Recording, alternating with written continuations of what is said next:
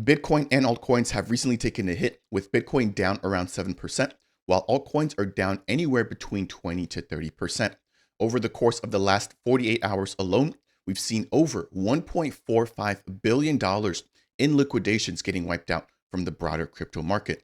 As a part of today's video, I want to dive into the Bitcoin halving, some technical analysis, as well as highlighting everything going on in Cardano, touching on the Cornucopias game, Charlie 3 upcoming token launches, and so much more.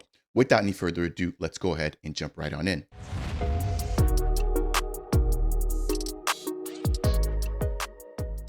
What's up, Beta Nation? Welcome to Dapp Central, your home for everything blockchain and crypto. Today, we're diving into all the updates surrounding the broader Bitcoin and crypto markets, as well as Cardano specifically. So without any further ado, let's go ahead and jump right on in. We've got quite a bit to cover, kicking things off here with a pretty huge red day, or pretty huge 2 red days. We've seen the altcoin markets taking a mega hit ahead of the Bitcoin halving. Now, after that, I do want to jump into some updates surrounding Emurgo and Huawei, Iagon, Cornucopias, Zengate, Nuvola, Twin, Cerra, Charlie 3, and Axo. So as it stands right now, we have about 5 days and 17 hours until the highly anticipated Bitcoin halving. I believe right now around 900 Bitcoins being minted per day. And we're going to see that cut directly in half, resulting in about 450 Bitcoins being minted per day by the miners. Now, what does this do for the actual price of Bitcoin? You can keep in mind that right now we're seeing increased demand from the ETFs, but we're also beginning to see less and less supply. So when we have less supply paired with increased demand, that typically results in higher prices. Now, will this happen overnight? I don't think so, especially with the recent sort of downtrend that we've seen with Bitcoin. I do think that we do need a little bit of time to consolidate, given how quickly we've seen Bitcoin rise over the course of the last 4 to 5 months. Altcoins respectively have grown and really outperformed Bitcoin in the last couple of months. However, now that Bitcoin is consolidating, we've seen a recent turn. The altcoins have actually been taking a bigger hit than Bitcoin. So over the course of the last 48 hours, Bitcoin is down about 5 to 8%. I'll be taking a look at the charts in just a minute. But as it stands, we have 2 of the biggest liquidations taking place here. So taking a look at CoinGlass, as you'll notice here, we have over $784 million in terms of longs getting liquidated. This was on the 11th of April. And then just earlier today, an additional $771 million worth of longs getting liquidated again. Again, I think this is all due to the altcoin markets. Bitcoin is really only down about 5 to 6%. But because Bitcoin right now has so much dominance in the market, we've seen a lot of the altcoins, or at least a lot of liquidity from the altcoins shifting over into Bitcoin. So over $1.5 billion gone from the markets when it comes to people betting on the market going up and to the right. Now, taking a look at the charts here very quickly, you'll notice that we do have Bitcoin dominance breaking into fresh new highs. We were basically keeping an eye on this as it was oscillating between this range, with a lower bound of about 52% dominance and an upper bound of about 55% dominance. After the crash yesterday, Bitcoin dominance shoots to a brand new high of about 56%.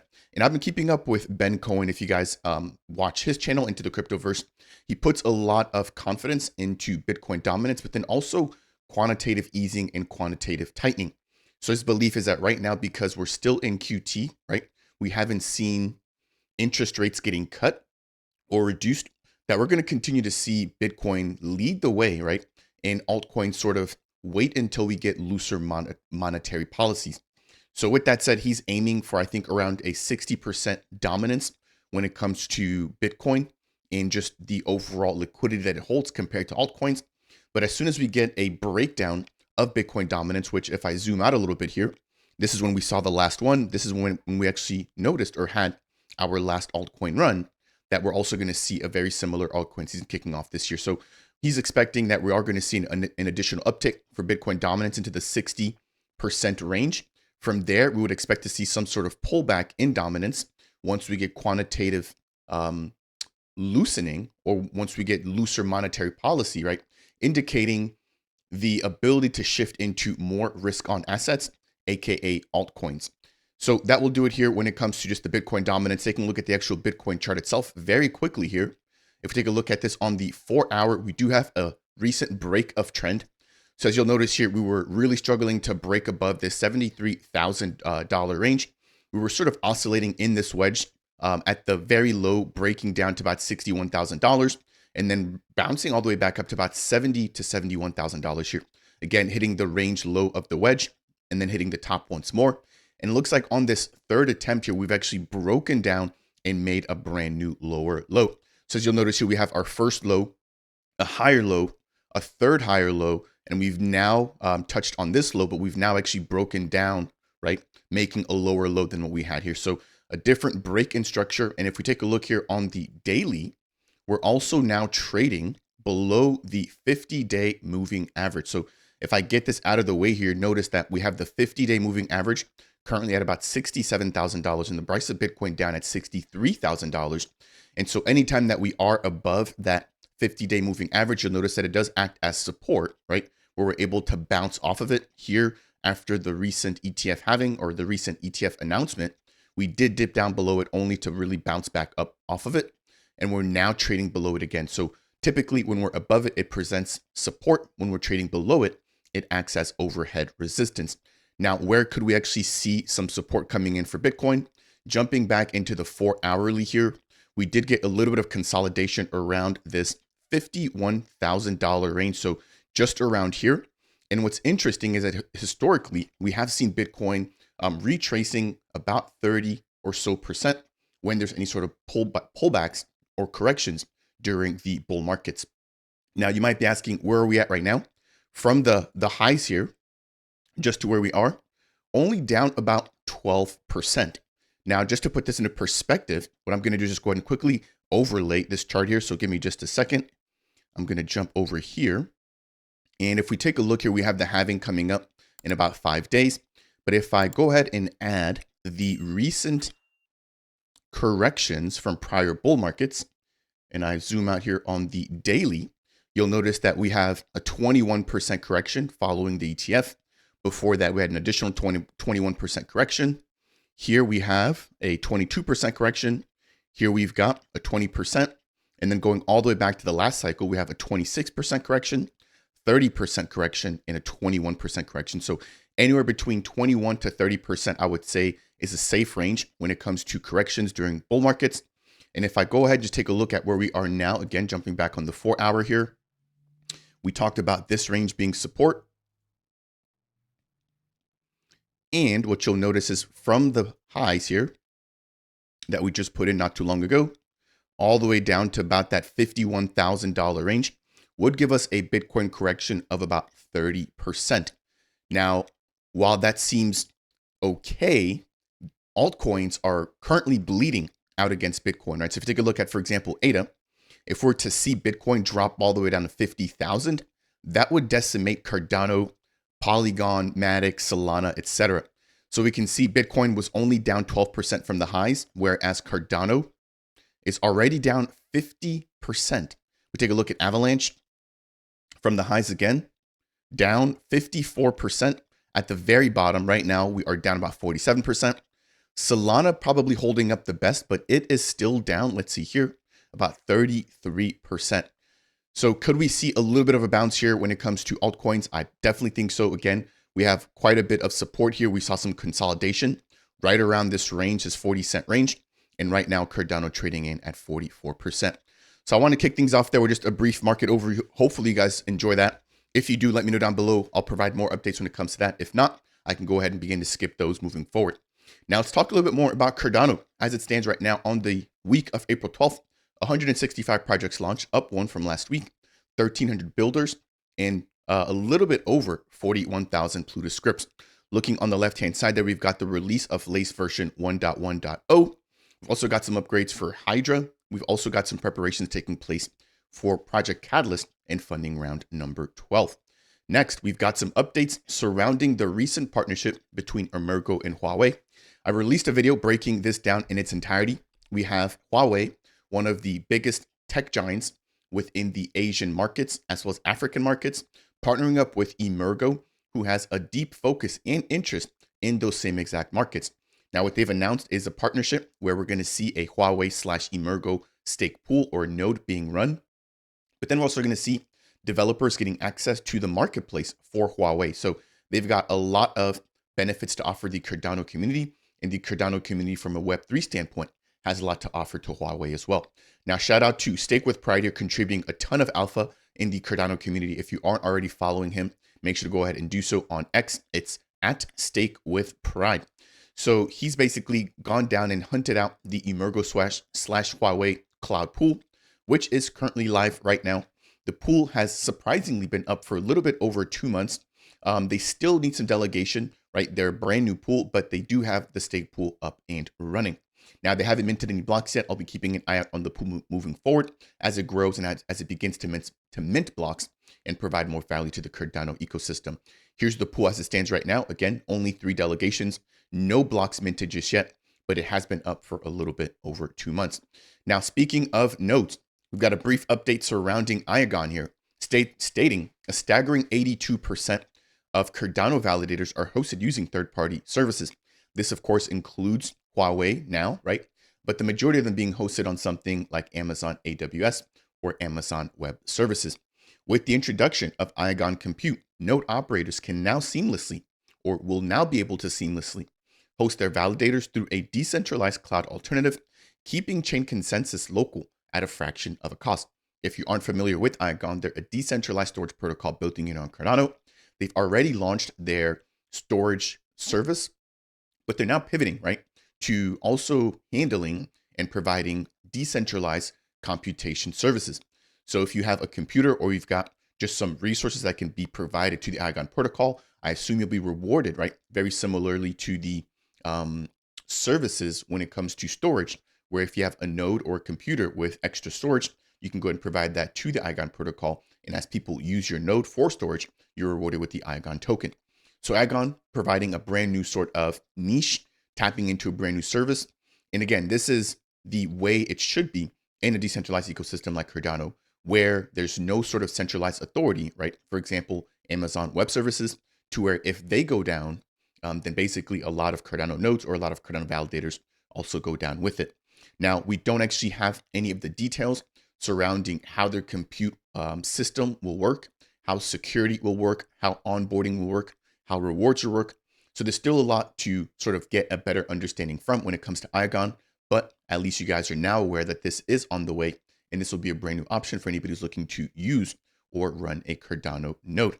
Next, a brief update surrounding Cornucopias.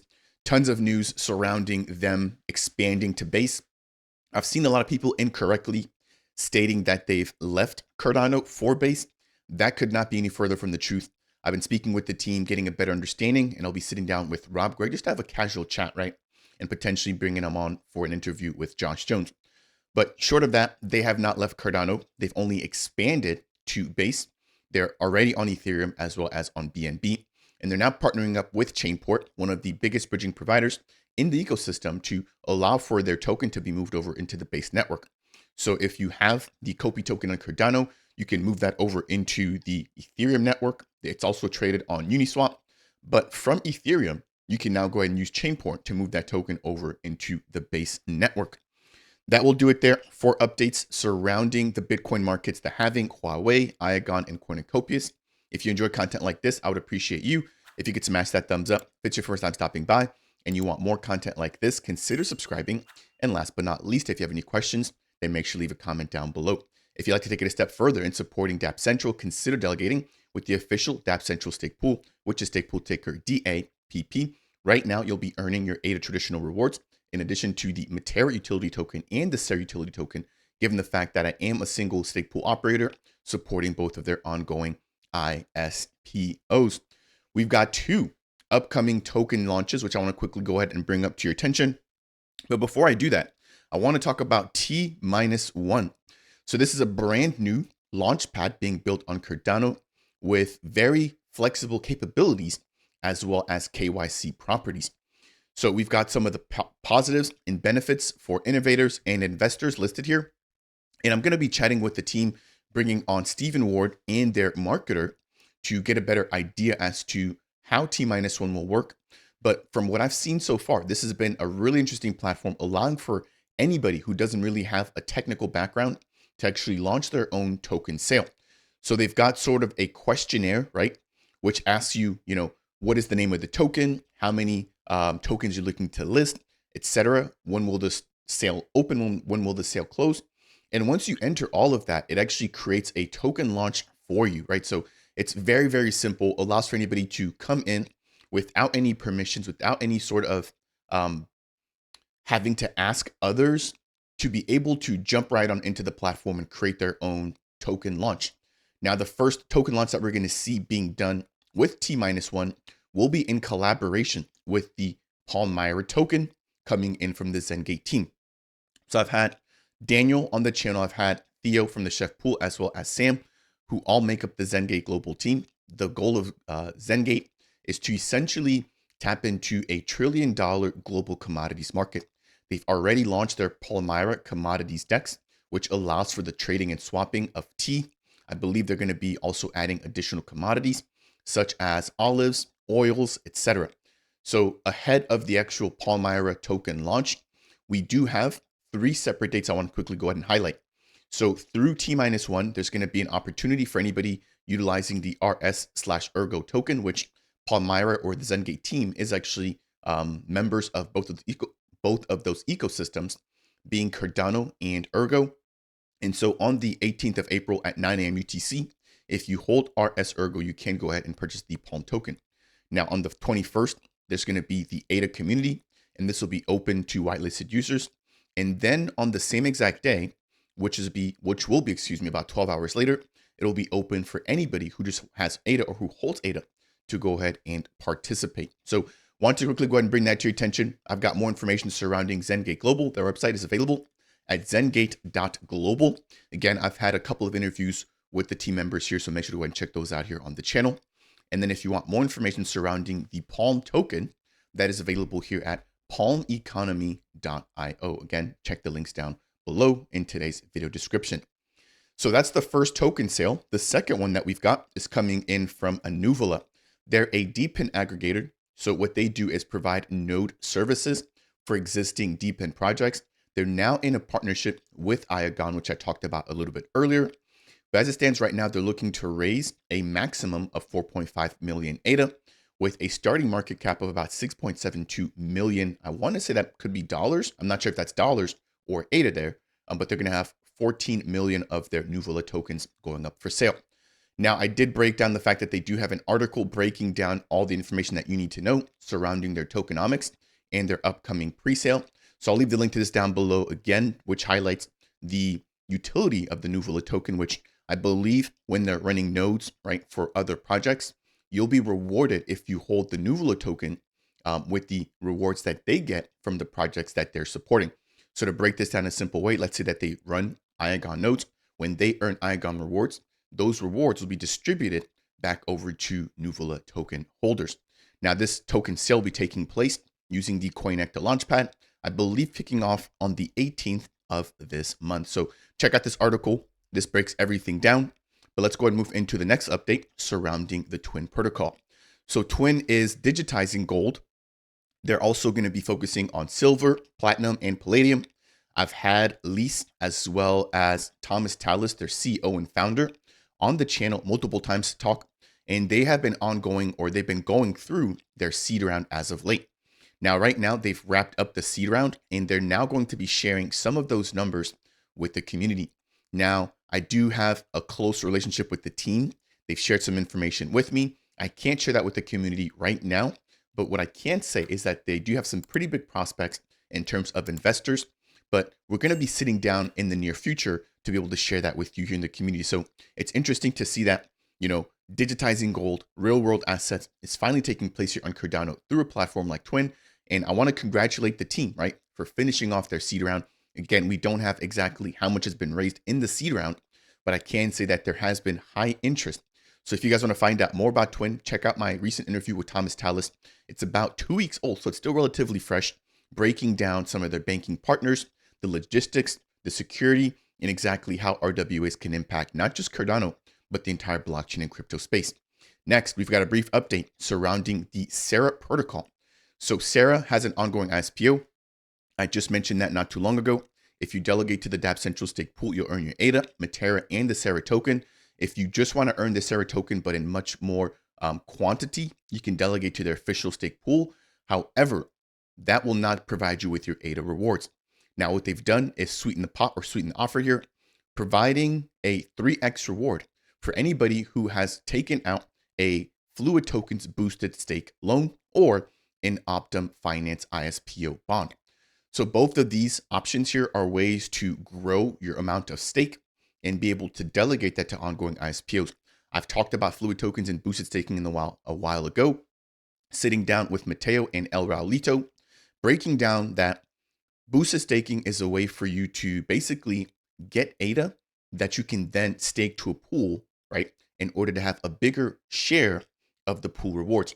Now, if that particular pool is undergoing an ISPO, very similar to how you would just earn a certain amount of ISPO tokens by just delegating your traditional ADA, with boosted staking, you're able to essentially increase or boost the share of the pool that you own, therefore directly impacting how much of the ISPO rewards you'll earn.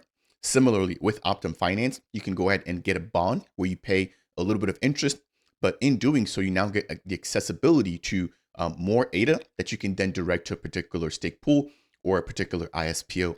So right now, if you have any Optum bonds or you're using Fluid Tokens boosted staking, you'll be earning 3x rewards if you delegate to the Cerra ISPO.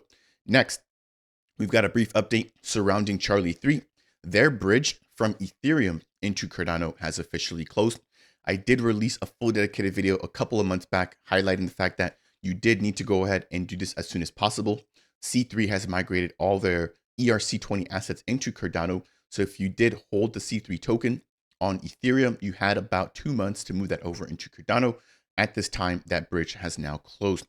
We do also have a brief update surrounding the staking of the C3 Cuties, which is their flagship NFT collection. So as a part of their 3rd anniversary surprise, they're excited to launch their Cuties, which staking will begin on April 18th with Infinity Pools. Infinity Pools is your one-stop shop platform for staking NFTs on Cardano, and they've released a full dedicated article breaking down how the actual staking will work, all the requirements, and all of the rewards given how many NFTs you currently stake. Again, links will be left down below. Last but not least, we have some updates surrounding Axo. So Axo has officially launched their token on MEXC, right, with an underlying USDT trading pair. They've also integrated Cerberus for security risks and just management of assets on Cardano. They've also added their basket buy widget MVP feature, and they've also been listed on CoinGecko. Last but not least, Axo Rewards, or their Axo Rewards mechanism, has been prepared, with strategies pages getting additional UI and UX upgrades. They've also got their Axo office hours with the team announced this coming Monday at 1500 UTC. That will do it for today's Cardano Scoop. Quite a quick one. I had to run through a bit there. Hopefully you guys found this to be helpful. If you did, I would appreciate you if you could smash that thumbs up. If it's your first time stopping by and you want more content like this, highlighting everything going on in Cardano, consider subscribing. And last but not least, if you have any questions for me, then make sure to leave a comment down below. That said, and as always, I'll see you guys in the next video.